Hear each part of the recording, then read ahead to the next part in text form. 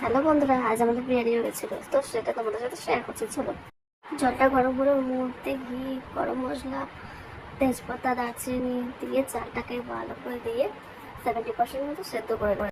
এরপর কিছুটা তেল দিয়ে পেঁয়াজ লাল লাল করে ভেজে বেরেস্তা করে রেখে দেবো কিছুটা। ওই তেলে কিছুটা আলু ভেজে রাখবো।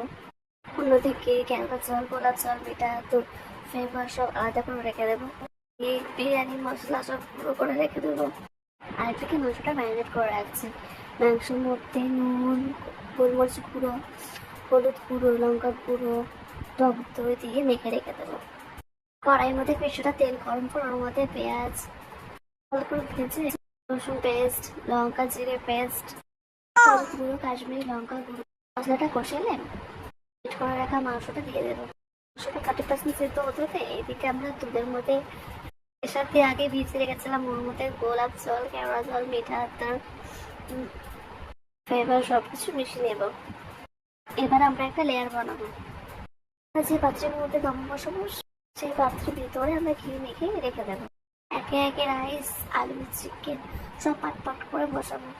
দুধের যে মিক্সটা বানিয়ে রেখেছিলাম সেটা উপর দিয়ে দিয়ে দেবো। বিরিয়ানি মশলা, ঘি, বেরেস্তা ওপর দিয়ে দিয়ে একটা আটার ডো বানিয়ে ভালো করে ঢাকা দিয়ে মুখটা চেপে দমে বসিয়ে দেবো। 30 থেকে 40 মিনিট মতো দমে থাকবে। তো হয়ে গেল আমাদের বিরিয়ানি। তো তোমাদের যদি ভালো লাগে একটা লাইক অ্যান্ড সাবস্ক্রাইব করো আর কমেন্ট করতে ভুলো না। By, tata. হ্যালো বন্ধুরা, আজ আমাদের বিরিয়ানি হয়েছিল, তো সেটা তোমাদের সাথে শেয়ার করছি। চলো, জলটা গরম করে ওর মধ্যে ঘি, গরম মশলা, তেজপাতা, দারচিনি দিয়ে চালটাকে ভালো করে দিয়ে 70% মতো সেদ্ধ করে নেবো। এরপর কিছুটা তেল দিয়ে পেঁয়াজ লাল লাল করে ভেজে বেরেস্তা করে রেখে দেবো কিছুটা। ওই তেলে কিছুটা আলু ভেজে রাখবো। অন্যদিকে ক্যাঙ্কা চাল, পোলা চাল, মিঠা তো ফ্লেভার সব আলাদা করে রেখে দেবো। এই বিরিয়ানি মশলা সব গুঁড়ো করে রেখে দেবো। আরেকদিকে মাংসটা ম্যারিনেট করে রাখছি।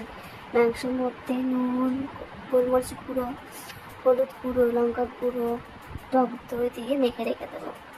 কড়াইয়ের মধ্যে কিছুটা তেল গরম করে ওর মধ্যে পেঁয়াজ ভালো করে ভেজে, রসুন পেস্ট, লঙ্কা জিরে পেস্ট, হলুদ গুঁড়ো, কাশ্মীরি লঙ্কা গুঁড়ো, মশলাটা কষালে মিক্স করে রাখা মাংসটা দিয়ে দেবো। মাংসটা 30% সেদ্ধ হতে হতে এইদিকে আমরা দুধের মধ্যে এর সাথে আগে ভিজিয়ে রেখেছিলাম ওর মধ্যে গোলাপ জল, কেওড়া জল, মিঠা আতর, ফ্লেভার সবকিছু মিশিয়ে নেব। এবার আমরা একটা লেয়ার বানাবো। যে পাত্রের মধ্যে দম বসাবো